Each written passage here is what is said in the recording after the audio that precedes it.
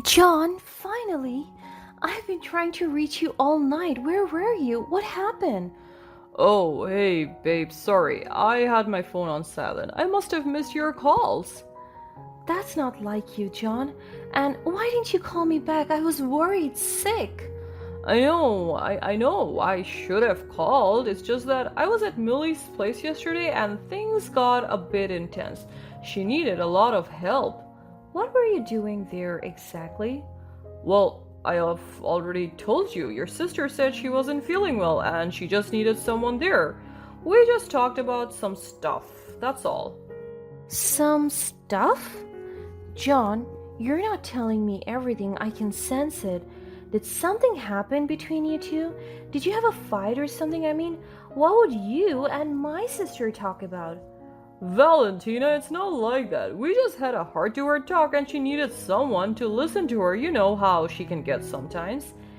Yeah, I do, but it still doesn't explain why you didn't answer my calls or call me back. I thought something terrible had happened.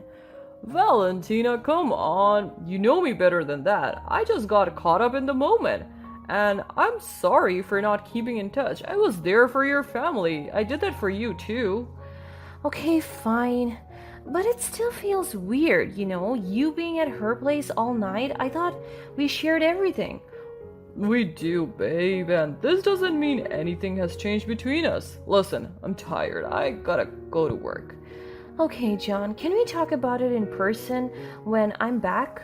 Of course. I would love to talk and sort things out. I'll see you later, okay? Yeah, okay. Love you. My name is Valentina, and I'm just your typical office worker. I was engaged to this amazing guy named John, a real catch, if I may say so myself. He worked as a marketer at one of those fancy restaurant chains, and boy, did he make some serious cash. My sister Millie, she's always been the stunning one. She's got those drop dead gorgeous looks and a personality that just draws people in, and believe me, she's always been all about appearances and had this big dream of becoming a model. Can't blame her though. With looks like her, it's like she was born to strut down runaways. But let's get back to John and me. It all started in the most unexpected way. We were strangers who met at a book club, and I didn't think much about it, but one day, out of the blue, he confessed his feelings to me after we finished our lunch. I didn't see that coming. After all, we started going out. We were really happy together. John had this way of making even the most mundane things feel like an adventure. Time flew by like crazy, and before I knew it, it had been a year of pure bliss. That's when John decided to take things up a notch. He proposed to me, and my heart could have burst with joy. I enthusiastically said yes without even a moment of hesitation. So there we were, ready to share the big news with my family. We headed straight to their house, knowing they would be over the moon to hear about our engagement. And we were right. As soon as we spilled the beans, their faces lit up with joy. They hugged us tightly, and I could feel the warmth of their love enveloping us both. However, I couldn't help but notice Millie's reaction. I knew that she had always been a bit competitive with me. She had been single for a while at that point, after having been cheated on her by her rich ex-boyfriend, and here I was engaged to a successful and handsome guy like John. As the news sunk in, her smile began to fade, replaced by a look of shock and maybe even a hint of envy. I could tell she was not happy at all, and that bothered me. I mean, this was a time for celebration, and all I wanted was her support and happiness. But Millie had this way of being subtly disapproving without outright saying it. She was a master of passive aggressiveness, and I could sense the tension building up. She kept glancing at John, sizing him up, and I could almost hear her mind churning with judgment.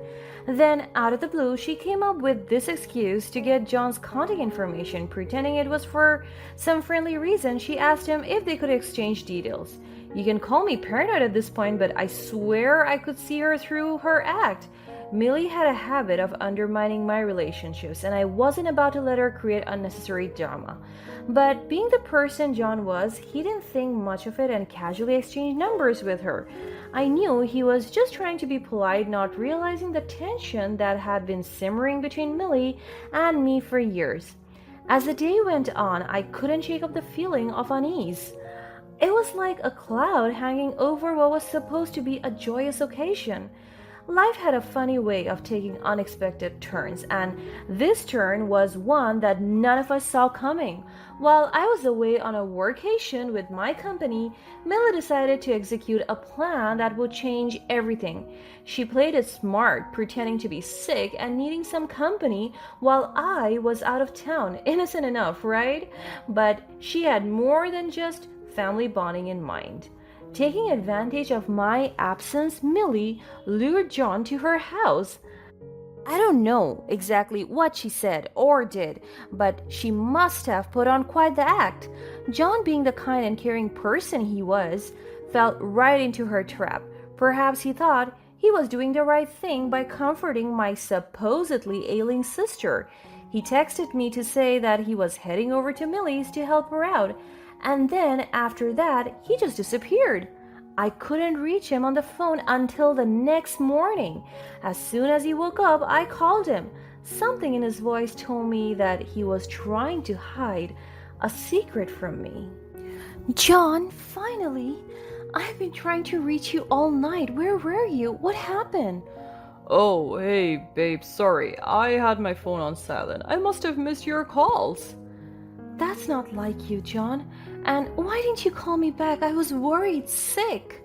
I know, I should have called. It's just that I was at Millie's place yesterday and things got a bit intense. She needed a lot of help. What were you doing there exactly? Well, I have already told you. Your sister said she wasn't feeling well and she just needed someone there. We just talked about some stuff, that's all. Some stuff? John, you're not telling me everything. I can sense it. Did something happen between you two? Did you have a fight or something? I mean, what would you and my sister talk about? Valentina, it's not like that. We just had a heart-to-heart talk and she needed someone to listen to her. You know how she can get sometimes. Yeah, I do, but it still doesn't explain why you didn't answer my calls or call me back. I thought something terrible had happened. Valentina, come on. You know me better than that. I just got caught up in the moment. And I'm sorry for not keeping in touch. I was there for your family. I did that for you too. Okay, fine. But it still feels weird, you being at her place all night. I thought we shared everything. We do, babe, and this doesn't mean anything has changed between us. Listen, I'm tired. I gotta go to work. Okay, John, can we talk about it in person when I'm back? Of course. I would love to talk and sort things out. I'll see you later, okay? Yeah, okay. Love you. The phone call ends, leaving me still doubtful and uncertain about what exactly happened between John and Millie. I know there's something he's not telling me. It turned out that I was right. My gut feeling was unfortunately on point. That was the last conversation we had had as a couple. The days after that, John started to respond to my text less and less. He wouldn't pick up the phone when I called, and I didn't know why. 2 weeks later, as soon as I was back from my trip, I received a text from Millie, of all things, breaking the news. It was a picture of her lying on top of John on our couch.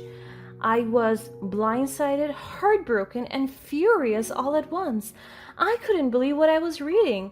The person I trusted the most had betrayed me, and the sister I thought I knew so well had played a deceitful game. Hey sis, listen, something has changed. Turns out that the one John truly connects with is me. I've packed all of your belongings and sent them back to your place so I can move into John's. I know you'll understand. You always do. Love ya, XOXO. Can you believe it? The man I was about to marry, the one who had proposed to me with so much love and happiness, was now holding my sister like he used to hold me? I rushed back home as soon as I could, trying to confront John and make sense of the situation, but it was too late.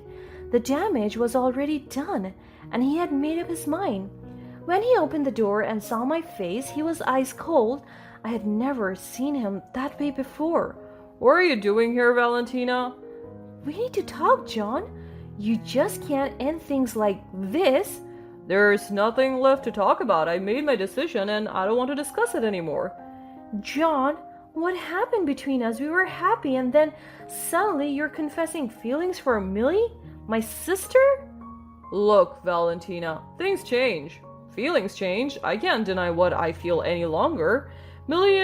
She's someone I can't resist. A woman as beautiful and charming as her, I just can't help it. Are you serious? You're throwing away what we had just because you're attracted to her looks? It's not just about her looks, okay? She's so soft and charming, unlike you, and now she needs me, and I won't turn my back on her. I was always there for you, John. We were planning our future together, and now you're telling me it meant nothing? It's not that simple, Valentina. I can't be with someone who doesn't understand me.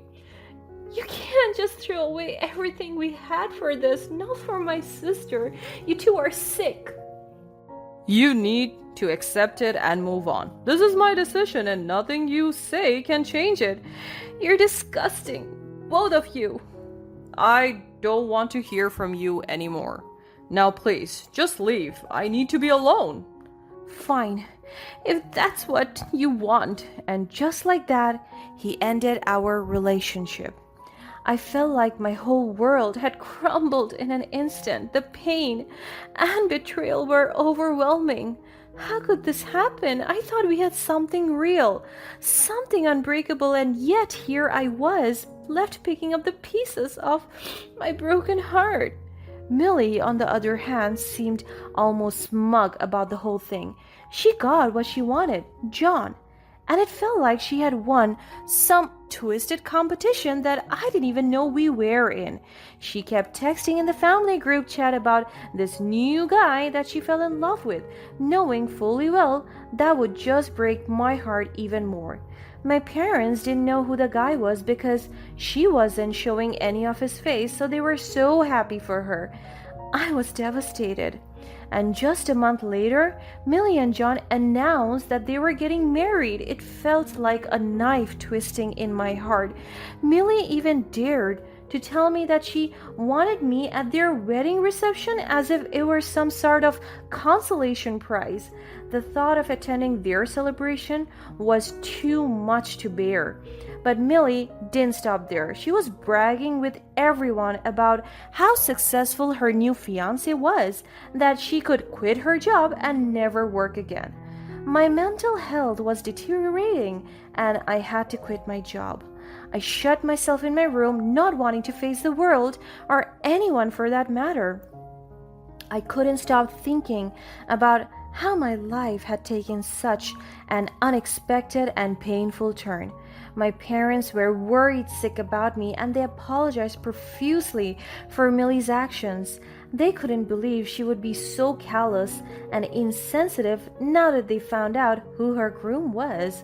But amidst the darkness and despair, a tiny glimmer of hope began to flicker within me. I knew I couldn't stay in that suffocating environment any longer. I needed to find a way to heal and move forward with my life. Determination set in, and I made a decision. I was going to leave home, start fresh in a new place with a peaceful environment, and find happiness on my own terms. It wasn't an easy decision to make, leaving behind the comfort of my family and familiar surroundings, but I knew it was necessary for my well-being. I couldn't let this heartbreak define my future. With the support of my parents, I began to plan my escape to a new chapter of my life. I researched different cities and towns, and after careful consideration, I finally found a place that felt like the perfect escape, a small town nestled between lush greenery and rolling hills. It seemed like a place where I could find peace and rediscover myself. Saying goodbye to my parents was bittersweet, but they understood my need for space and healing. With their love and blessings, I set off on my journey to a new beginning. As I settled into my new surroundings, I felt a sense of liberation. Life in the small town had its way of surprising me. I found a job at a cozy little restaurant, and it turned out to be perfect fit for me. The manager, Philip, was kind, understanding, and had a genuine passion for his work. As days turned into weeks, we grew closer, and our friendship blossomed into something more. One day, with a hint of nervousness in his eyes, Philip confessed his feelings to me. I couldn't help but feel a bit hesitant at first, my heart still bearing the scars of past betrayal. But as I got to know Philip better, I realized that he too had been through a similar experience of heartbreak in the past. His vulnerability and sincerity struck a chord with me, and I saw a glimpse of hope for a new beginning. Eventually, I took a leap of faith and accepted Philip's love. It wasn't easy, but I knew that I couldn't let fear dictate my life forever. Sometimes we have to open our hearts again, risking pain, to find the happiness we truly deserve. Philip and I began dating, and he became my rock, my support system, and my source of happiness. We shared moments of laughter, support, and growth, and the joy he brought into my life was immeasurable. I decided to visit my parents after some time, eager to share the happiness that had found its way back into my heart. Their faces lit up as they saw the sparkle in my eyes, the same sparkle that had dimmed for a while. They were overjoyed to see me happy again, and their warm embrace felt like a comforting reminder that I was never alone. But then, they had to break the news to me. During the months that I was away, Millie and John had finally finalized planning their fancy wedding, and I was invited. I hesitated and then agreed to come. With Philip by my side, I was ready to face my past. Attending Millie's wedding as Philip's girlfriend was a bold move, but I wanted to show that I had moved on and found happiness. Surprising both Millie and John was an understatement. Their jaws practically hit the floor when they saw me walk in on Philip's arm. But the biggest surprise was yet to come. For some reason, John was extra nice to me and Philip that day, addressing Philip by his surname. As the wedding day unfolded, I finally asked Philip what was going on. That was when I discovered that Philip was more than just a manager at my restaurant. He was the heir to the whole chain with multiple locations across the country. And believe it or not, John was working for the very company Philip will soon own. Talk about a twist of fate. Philip knew my past, so I could see the anger and disgust in his eyes every time John came around. In the next few days, Philip made some calls. He got John fired in a blink of an eye. To add salt to the wound, John and Millie couldn't pay off the debt from their lavish wedding. All those grand plans they had, their dreams of a fairy tale marriage, came crashing down around them. It was tough to watch, but I knew they had brought this on themselves. Millie, who was so keen on material wealth and appearances, was now facing the consequences of her choices. She was determined to get an annulment now that John was broke, but it seemed like the universe had other plans for her. Even my parents, who had been so blinded by Millie's charm in the past, finally saw her for who she was. They refused to support her any longer for her terrible behaviors. The truth about Millie's manipulative way had come to light, and it was a painful awakening for everyone. Nobody wanted to help or befriend her anymore. She had to struggle to make ends meet. As time went on, Philip and I continued to build our lives together. With his inheritance, we had the means to travel, explore, and create memories that will last a lifetime. But more importantly, we shared a deep bond of love, trust, and respect that made our relationship stronger with each passing day. Together, we ran the restaurant chain smoothly and became the power couple everyone was dreaming of. Looking back on my journey, I realized that sometimes the most painful experiences could lead us to our greatest blessings. It wasn't an easy road, but it brought me to a place of strength, resilience, and love that was truly worth